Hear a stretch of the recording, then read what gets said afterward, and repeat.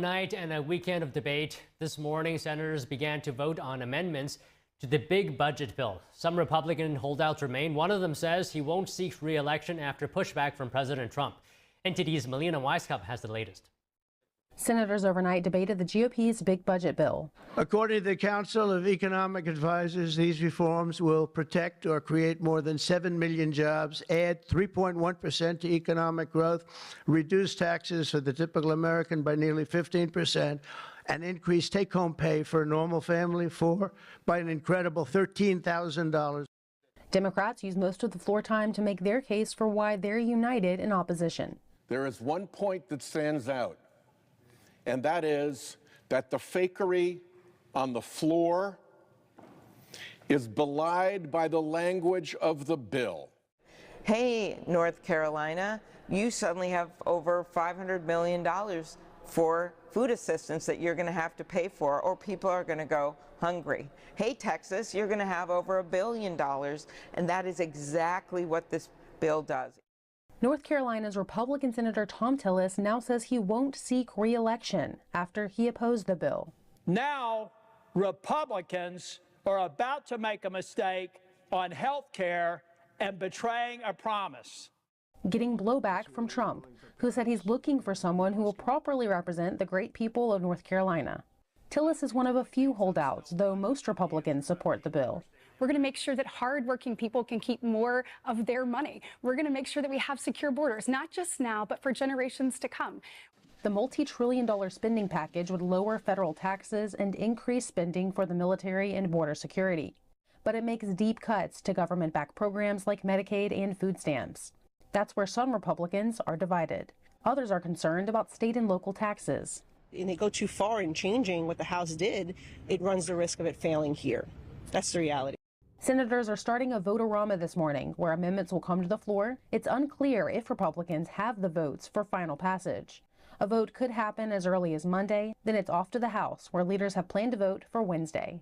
Reporting from Washington, D.C., Melina Weisskopf, NTD News. And just continuing a bit with the Senate version of the so-called Big Beautiful Bill, the Congressional Budget Office says the Senate draft would add trillions to the national debt. According to the CBO, the bill is projected to increase the deficit by nearly $3.3 trillion between 2025 and 2034, almost $1 trillion more than the previous version passed by the House. The agency also estimates that nearly 12 million Americans could lose their health insurance by 2034 if the bill becomes law, up from 11 million projected under the House version.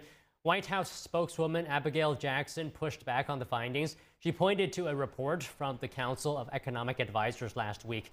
The report says the bill would reduce the federal deficit by over $2 trillion over the next decade, citing tax cut-driven economic growth. All right, joining us now from Capitol Hill is Nathan Worcester, national political reporter for the Epoch Times. Nathan, hello there. Things looks like moving fast in the Senate. Can you talk to us about what's the latest?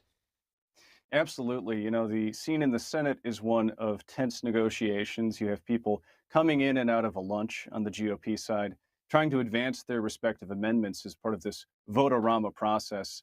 When it's going to end is anybody's guess. Ron Wyden, a Democrat from Oregon, speculated it could be sometime around 1 a.m. John Kennedy, a Republican from Louisiana, speculates more like midnight. I really think, though, these amendments, these individual little nuggets that particular senators are going for, will be the make or break when it comes to this bill. And speaking of which, one of the bigger points here is Medicaid, right? I mean, do we have a clearer picture on what the final changes to Medicaid will look like? Well, so that's a very interesting one because this FMAP, that's federal medical assistance under Obamacare, expanding the amount that the federal government pays in terms of Medicaid, this has been something addressed by a Rick Scott amendment co-sponsored with, among others, Ron Johnson, who was a vote he actually flipped on the motion to proceed a few days ago. And one might wonder if certain talk of Medicaid reform could have been part of what flipped him. But Rick Scott has said that he has the votes for this, which could phase out in just a few years, that expanded Obamacare coverage of state Medicaid costs. On the other hand, you have to watch out for some moderates, perhaps even a Josh Hawley and others who might oppose that and then sink something that, again, on the House side, the fiscal conservatives, people with the Freedom Caucus, they might like to see something like Scott's amendment, but then you also have moderates, people like Nicole Maliotakis and even members of, say, the SALT caucus who would be opposed to it. So Senators Susan Collins and Lisa Murkowski both have expressed some concern over Medicaid.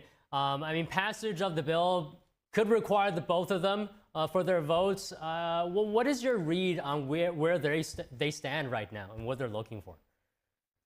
Well, Collins has not really said much clearly when reporters have pressed her on this issue. Interesting note, though, Murkowski has also been in the process of producing an amendment. Hers would address some of those Biden-era energy credits. They would shift some of the details of the phase-out basically to extend them a bit or make them a bit more generous. So, again, one wonders in the back rooms, quite literally, of the Senate, if there might be some horse trading happening here around, on the one hand, FMAP, and on the other hand, just how long those Biden-era energy credits from the Inflation Reduction Act are going to stick around. That, of course, would also have implications in the House. Notably, it was a big sticking point for Chip Roy and for others who were initially opposed to the House version and ended up changing their votes when they got what they considered to be a fairer and faster phase out of some of those credits. Okay, so Trump has said that he wants the bill on his desk by July 4th. Can that deadline be met, do you think? You know, a few days ago, John Kennedy, again, the senator from Louisiana, he was speaking to reporters. He said that in the Senate, we like to set these deadlines, and then we also get that whooshing sound as they pass by. But of course, now we're past all of the initial stages prior to vote-a-rama. We're past the debate time. We're past even the Republicans facing the prospect of having to read the bill aloud. They already did that. And so I really do think we're at the point where there is a great deal of sound and fury. There are these last-minute negotiations over specific amendments focused on things like those energy credits, Medicaid, even AI. There's a very interesting compromise on the AI moratorium, an issue that has been championed by Steve Bannon, who's concerned about too much big tech influence on that and many other issues. All of that is playing out, but we are on pace, I think, to get it through the Senate, likely late tonight, very early tomorrow. That would give time in the House for them to conference it out. And I think when you look to the House, the political pressure that members there feel because they're up for re-election every 2 years, because Trump is a make or break factor in the Republican Party, that is going to have an impact. I could imagine then we will likely see some fast movement, faster than some people with their continued doubts about the bill might like to see, because at the end of the day, this is a political body responsive to the American people. Okay, so what is your read on whether the Republicans can muster the votes to pass this bill? Because there was a procedural vote, right, on Saturday. 2 Republicans joined all Democrats opposing the bill. Where do things stand right now? Well, so the 2 Republicans, again, you had Tillis, who has now said that he's retiring, opening up a potentially rather competitive primary, and a seat that could be vulnerable to Democrats. Rand Paul, the other no vote, was no great shock, although interestingly enough, he did end up golfing with Lindsey Graham, President Trump, John Ratcliffe of the CIA, and Senator Eric Schmidt earlier in the day. But then that Ron Johnson of Wisconsin vote that flipped from an expected no to a yes. Again, now he is the co-sponsor of this FMAP Medicaid amendment. That was one that could have gone the other way. There was definitely speculation just a few days ago that on that initial motion to proceed, Vance might have to come in as the tiebreaker. And indeed, it's possible on some of these amendments, he could come in as a tiebreaker. I expect that based on that vote, based on the chatter, even from John Fetterman, a Democrat from Pennsylvania, who's more or less said this is pretty much a done deal, I would expect that the Senate is going to pass it. But it might require a tiebreaker, might require some significant compromises on the amendments. And then, of course, we do have the House stage to go through.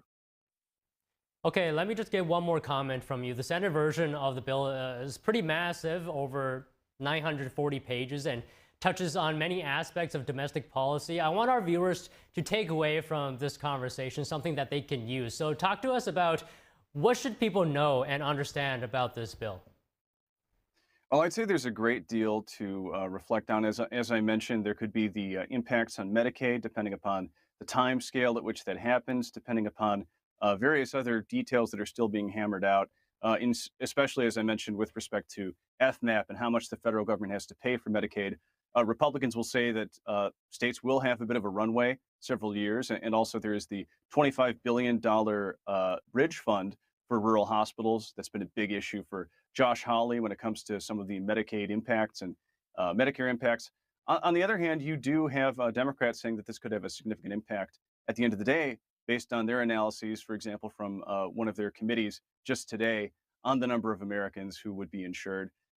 Other impacts, of course, would be the extension of the 2017 tax cuts, potential additional cuts to taxes on tips, effectively a cut to tax on Social Security, also taxes on overtime. That stands out, I think, as among the really strong, important things that people should be aware of. Of course, it also includes border funding. It also includes, as I mentioned, a phase out of those energy credits. And as the amendment process continues, there could be a compromise on AI and on perhaps other issues. Okay, Nathan, thank you so much today. Absolutely. Thank you. Coming up, a former high